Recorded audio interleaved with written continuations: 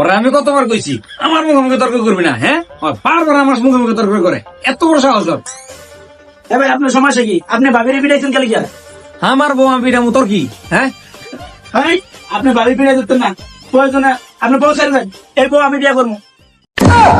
কি তুই আমার বড় বিয়ে করবি মানে? এই জোর করে